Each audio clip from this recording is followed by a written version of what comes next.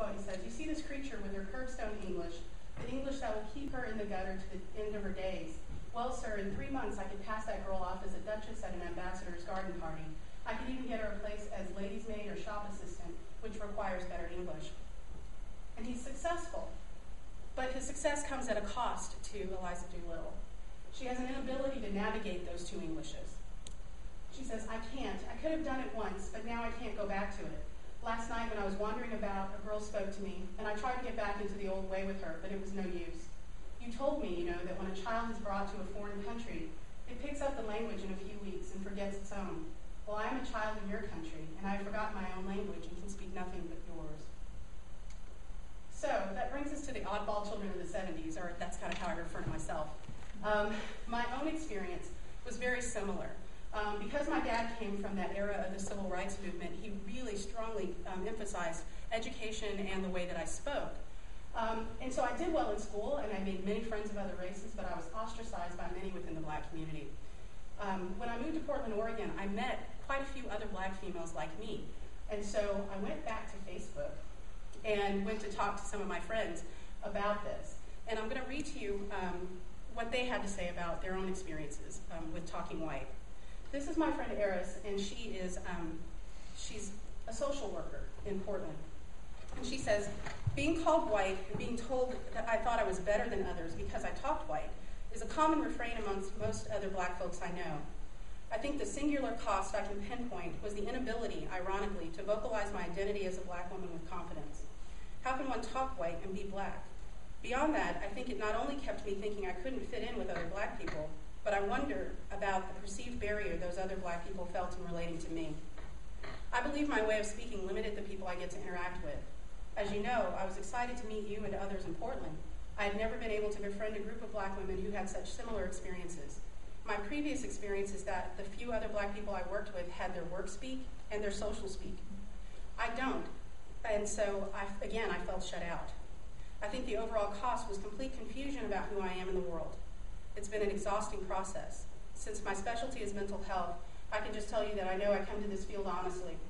I get the struggle of making the inside fit the outside or vice versa." So I think you can hear the poignancy, the pain that she felt and continues to feel. And this is my friend Lisa, who I also met in Portland. She was the assistant dean of multicultural affairs at Reed College, and she's now a professor at Boston University. And she says, "Well, I'd have to say that I have simultaneously benefited from sounding white and been hurt by it. I'm very appreciative that my parents were sticklers for correct enunciation and grammar. They were conscious of how important it was to sound and present an educated face, and to them, educated often resulted in sounding white. The downside of sounding white is having to constantly explain to black people where I'm from and my background. As I became older, I realized how much about class was embedded with sounding white, and as I began to connect with other black students going to somewhat elite schools, I realized that many of us sounded similarly. And some of us could go back and forth between a black and white sounding affect or voice, but some of us, including me, couldn't, at least not in terms of how we sounded." And then she makes a point that I thought was really interesting.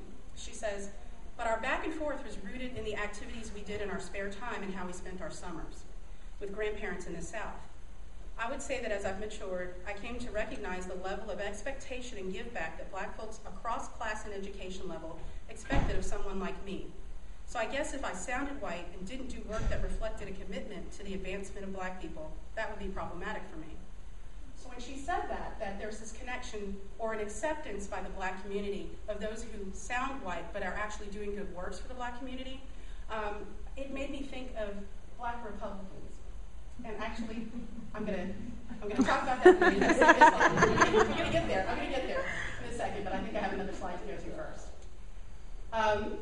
The 1980s and the Cosby Show. This was a seminal TV show. This was a really important TV show in the 80s. Because this was not moving on up. This is a family who had actually made it into the middle class. And one of the other differences in this family dynamic is that the mother was a professional outside of the home. She's an attorney. Father's a doctor.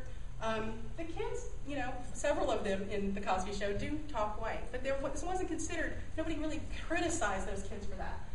Part of the Cosby Show, what I think was different about the Cosby Show too, is that this wasn't just a black family that made it into the middle class, but Bill Cosby was very made some decisions about how he portrayed the family that showed that they didn't leave their black roots behind.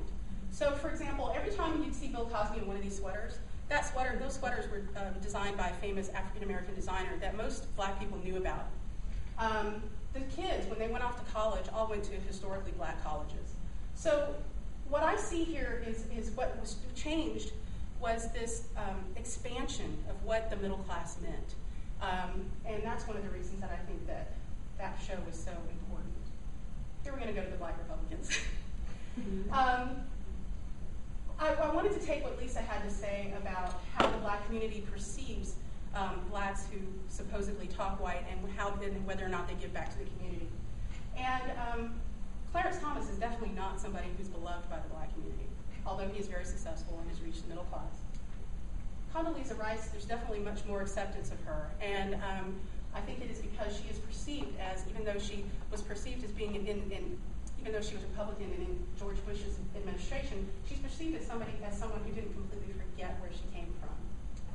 And then, of course, you've got Colin Powell, who is absolutely beloved by the black community, and I think if he had run for president, you'd have seen a bunch of black people voting Republican.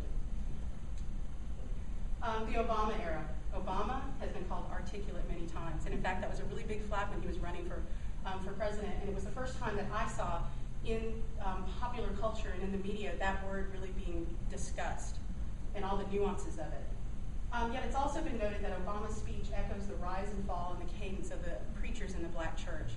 And I believe that he's navigating multiple Englishes when he does that, because this is a man who did not really grow up with the roots of the civil rights. His father was Kenyan. He grew up in Hawaii and Jakarta, and it wasn't until he went to Chicago that he had to that he began to be really a part of the typical African American experience. And I think that he learned that in order to for black people to relate to him, he had to kind of navigate these multiple Englishes. So that brings us back to Wayman.